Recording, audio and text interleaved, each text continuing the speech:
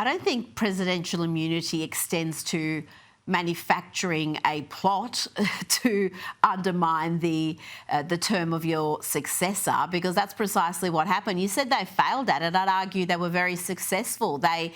We were talking about Russian collusion for 3-4 years. It completely undermined Donald Trump's first term. And there's a great many Americans to this day, and many Democrats, who believe Russia interfered with US elections, that they hacked the elections. That's what we were told. And it was entirely manufactured. The evidence they had said otherwise. And in that short period between Trump winning and his inauguration, they cooked up this plot army. I mean, how can that go without consequences? How can this be uncovered, exposed? It's good to have transparency, but surely the next step is people need to pay a price for this. Yeah, look, I say it failed because A, Trump won the election, and B, it's been exposed as a hoax, right? Russia was a hoax.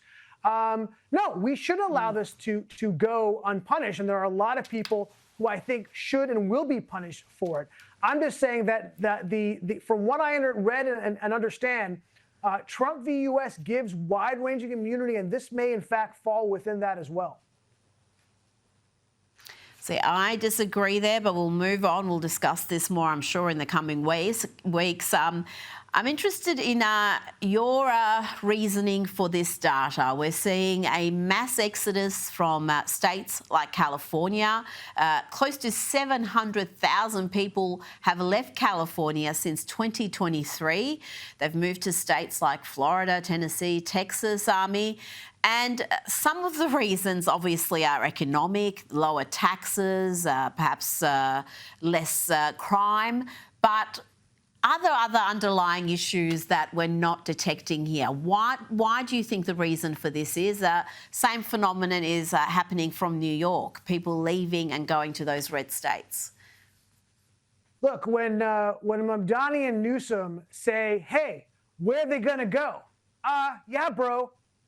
We see where they're going to go. They're going to go to Texas. They're going to go to Tennessee. They're going to go to Florida. And they have. Obviously, look, an advantage there's a lot of advantage having money. Money is a good thing, right?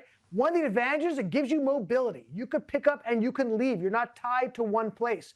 Look, I'll tell you a quick story about why people are leaving. Look, I own a property in Los Angeles. I'm a former Californian, Los Angelino.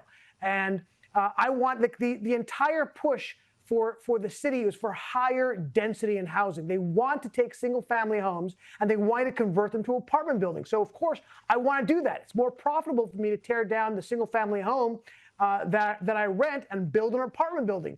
But they make it so difficult for me to do what they want me to do because they want me to create higher density, but they don't want to make money. They want to put me through the ringer. They want to put me through 2 years of regulations and expense to do it. And guess what? I'm not doing it because it's not worth it. Well, that is the problem. I mean, it's also a problem of a one-party state, isn't it? The Democrats just rule supreme across California, across the major cities, and their policies are radical. And all they've done, despite supposedly pushing for a greater equity, is to have a greater gap between the rich and poor. And it's not, I think, just the uber rich who are leaving states like California and New York, Ami. I think a lot of people struggling to live, struggling to pay their bills are also looking elsewhere for a better life. No question about it. Why would you want to, if you're just trying to get by and of course, you're the middle class, right?